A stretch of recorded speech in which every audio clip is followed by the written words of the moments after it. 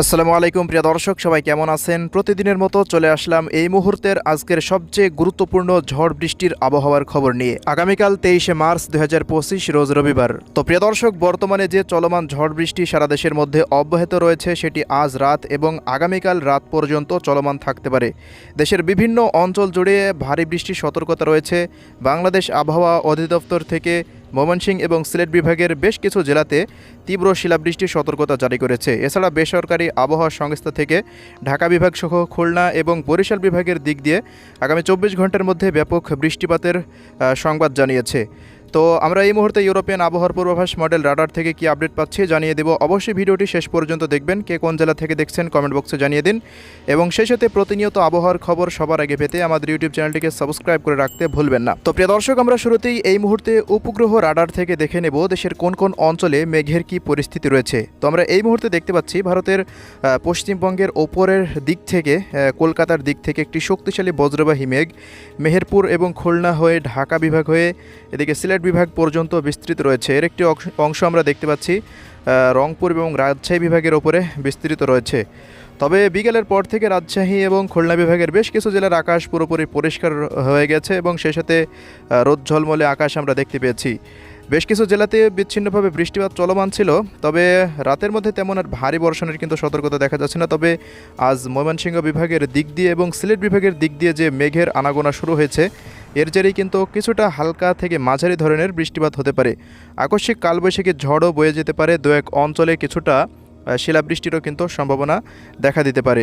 তো দেখুন, সিলেট বিভাগের জয়ন্তাপুর থেকে শুরু করে এদিকে সিলেট চরখাই, বড়লেখা, কুলাউড়া, কামালগঞ্জ, মৌলভীবাজার, হাবিবগঞ্জ, বানিয়াচং, ফেনারবাগ, বিশ্বম্বরপুর, শতকবাজার, হবিগঞ্জের আশেপাশ দিয়ে কিন্তু আকাশ পুরোটাই কালো অন্ধকার মেঘে ঢাকা রয়েছে। ঢাকা রাজধানীর দিকে ঢাকা মহানগর এবং এদিকে দেখুন দোহার, ফরিদপুর, এরপর এদিকে নারায়ণগঞ্জ, মুন্সিগঞ্জ, নরসিংদী, কাপাসিয়া, কটিয়াদি, কিশোরগঞ্জ, টাঙ্গাইল, বাংশাইল, নগরপুর, ধামরাইয়ের আশেপাশ দিয়ে কিন্তু আকাশ পুরোপুরি এই মুহূর্তে মেঘলা থেকে আমরা মেঘাচ্ছন্ন দেখছি। রাতের মধ্যে কিন্তু এই মেঘের পরিস্থিতি কিছুটা উন্নতি হতে পারে এবং বৃষ্টিপাতের সম্ভাবনা কিন্তু দু এক অঞ্চলে হওয়ারও সম্ভাবনা দেখা দিতে পারে। তো আমরা এদিকে একটু বরিশাল বিভাগের দিকে আসলাম। তো দেখতে পাচ্ছি বরিশাল বিভাগের প্রত্যেকটা জেলার আকাশ এই মুহূর্তে পুরোপুরি পরিষ্কার রয়েছে। পাশাপাশি চট্টগ্রাম বিভাগের দিকে যদি দেখি আমরা, তো দেখুন টেকনাফ, মহেশখালী, কক্সবাজার, কুতুবদিয়া, চকরিয়া, থানচি, আলীকদমের আশেপাশ দিয়ে কিন্তু আকাশ পুরোপুরি পরিষ্কার রয়েছে। এই অঞ্চলগুলো বাদে দেশের প্রত্যেকটা অঞ্চল মোটামুটি 80% ওপরে দেশের প্রত্যেকটা জেলার আকাশ কিন্তু এই মুহূর্তে মেঘলা থেকে মেঘাচ্ছন্ন হয়ে থাকতে আমরা দেখতে পাচ্ছি। তো আমরা আর কথা না বাড়িয়ে বৃষ্টিবাহী মোডে চলে আসলাম। তো দেখে নেব কোন কোন অঞ্চলগুলোতে বৃষ্টিপাতের সম্ভাবনা রয়েছে। তো প্রিয় দর্শক, আজ রাত 10টার পর থেকে দেশের বেশ কিছু অঞ্চলে কিছুটা বিচ্ছিন্নভাবে বৃষ্টিপাত থাকতে পারে। পীরগঞ্জ, ঠাকুরগাঁও, বোদা, জলঢাকা, লালমনিরহাট, রংপুর, চিলমারি, গাইবান্ধা, পীরগঞ্জ, বিরামপুর, সাইদপুর, কালাহর এই অঞ্চলগুলোর দিক দিয়ে আমরা কিন্তু কিছুটা বৃষ্টিপাতের কিন্তু সম্ভাবনা এই মুহূর্তে রাডারে দেখা যাচ্ছে। তো বৃষ্টিপাত হয়েছে কিনা আপনারা অবশ্যই জানাবেন। রাডারের পূর্বাভাস ভুলও হতে পারে। তো নির্ভরযোগ্য আবহাওয়ার আপডেট পেতে আপনারা বাংলাদেশ আবহাওয়া অধিদপ্তরকে ফলো করে রাখবেন।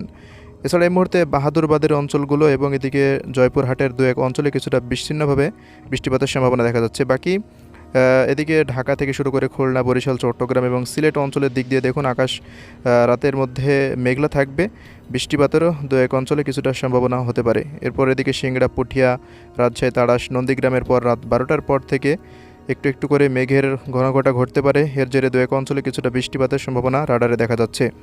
তো এই হলো আজকের পরিস্থিতি। আমরা যদি আগামীকাল চলে যাই, তো দেখুন 23 তারিখে কিন্তু সকালের পর থেকে চট্টগ্রাম বিভাগের দিক দিয়ে আকাশ কিন্তু ব্যাপকভাবে মেঘলা থেকে মেঘাচ্ছন্ন থাকবে। সিলেট বিভাগের প্রত্যেকটা জেলার আকাশ কিন্তু পুরোপুরি মেঘলা থেকে মেঘাচ্ছন্ন হয়ে থাকার সম্ভাবনা রয়েছে।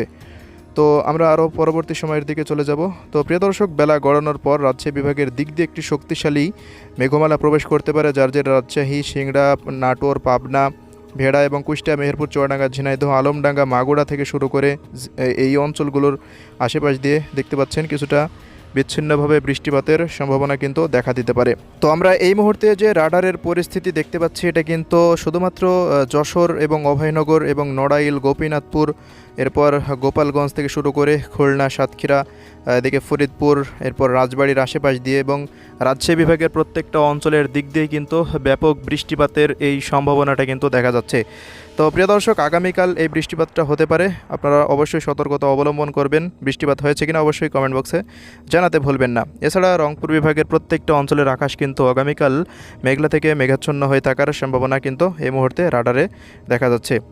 তো আমরা আস্তে আস্তে আরও পরবর্তী সময়ের দিক দিয়ে চলে গেলাম। তো দেখুন, পরবর্তী সময়ের দিকে সরিষাবাড়ি, এরপর নগরপুর, কাপাসিয়া, কিশোরগঞ্জ এবং ময়মনসিংহ এবং ঢাকা, দোহার, মানিকগঞ্জ, কিশোরগঞ্জ, নরসিংদী, এরপর ফরিদপুর, এদিকে দেখুন মকসেদপুর, এরপর মাদারীপুর, গরুনদী, শরীয়তপুর, এই অঞ্চলগুলোতে কিন্তু কিছুটা বিচ্ছিন্নভাবে বৃষ্টিপাতের কিন্তু সম্ভাবনা এই মুহূর্তে রাডারে এই মুহূর্তে উঠে আসছে। তো দেখুন, বৃষ্টিপাতের একটা সম্ভাবনা আছে। তো বৃষ্টিপাত হয়েছে কিনা অবশ্যই জানাবেন। এরপর বরিশাল বিভাগের দিক দিয়ে যদি আসি, তো খুলনা, বাগেরহাট এবং টঙ্গিপাড়া, এদিকে জিয়ানগর, মঠবাড়িয়া, মির্জাগঞ্জ, ঝালকাঠি, কাউখালী, বরিশাল, জিয়ানগর, মঠবাড়িয়া, বরগুনা, লালমোহন, বুরহানুদ্দিন, চরফেশন, হাতিয়া, এরপর এদিকে চৌমোহনী, রায়পুর, হাজীগঞ্জ, লাকসাম, কুমিল্লা, এই অঞ্চলগুলোতে এবং নোয়াখালী, ফেনী, রায়পুর, এই অঞ্চলগুলোতে কিছুটা বিচ্ছিন্নভাবে বৃষ্টিপাতের কিন্তু পূর্বাভাস এই মুহূর্তে রাডারে দেখা যাচ্ছে। পাশাপাশি প্রিয় দর্শক, এদিকে ময়মনসিংহ বিভাগেরও দেখুন কেন্দুয়া, নেত্রকোনা, ফুলপুর, তারাকান্দা, এরপর এদিকে শেরপুরের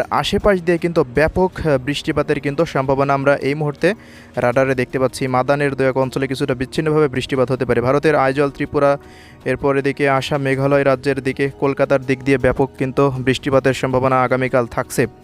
এছাড়া দেখুন চট্টগ্রাম বিভাগেরও দু এক অঞ্চলে সন্ধ্যা নাগাদ কিছুটা বিচ্ছিন্নভাবে বৃষ্টিপাত হতে পারে। ফটিকছড়ি, লংগদু, রাঙ্গামাটি, বিলাইছড়ি, হাটহাজারি, মানিকছড়ি, এই অঞ্চলগুলোর দিক দিয়ে ছোট ছোট দ্বীপ অঞ্চলগুলোর দু এক জায়গায় কিছুটা বিচ্ছিন্নভাবে বৃষ্টিপাতের সম্ভাবনা দেখা যাচ্ছে। অতি ভারী বৃষ্টিপাতের কোনো সম্ভাবনা নেই। যে বৃষ্টিপাত হবে তা মনে করেন 1 থেকে 5 মিলিমিটার অতি সামান্য বৃষ্টিপাতের সম্ভাবনা। তো এই হলো একটানা বৃষ্টিপাতের কোনো সতর্কতা থাকছে না। দিনের যে কোনো মুহূর্তে এই বৃষ্টিপাত ঘটতে পারে। এর পরবর্তী সময় আমরা চলে যাব 24 তারিখ সোমবারের পর। দেখুন আকাশ কিছুটা মেঘলা থেকে মেঘাচ্ছন্ন হয়ে থাকার সম্ভাবনা। এরপর বেলা গড়ানোর পর আকাশ পুরোপুরি পরিষ্কার হয়ে যাচ্ছে, তেমন বৃষ্টিপাতের সম্ভাবনা থাকছে না। এরপর 25 তারিখের পর যদি আমরা চলে যাই, তো 25, এরপর 26 দেখুন আকাশ পুরোপুরি পরিষ্কার থাকছে। 27, 28, 29, 30 তারিখ পর্যন্ত আবহাওয়া পরিষ্কার থাকবে। তবে 30 তারিখের পর থেকে সামান্য আকাশ মেঘলা থেকে মেঘাচ্ছন্ন থাকতে পারে দু এক অঞ্চলে। তবে এর জেরে বৃষ্টিপাত হবে কিনা সেটি পরবর্তী কোনো আপডেট যদি পাওয়া যায় আপনাদের অবশ্যই জানিয়ে দেব।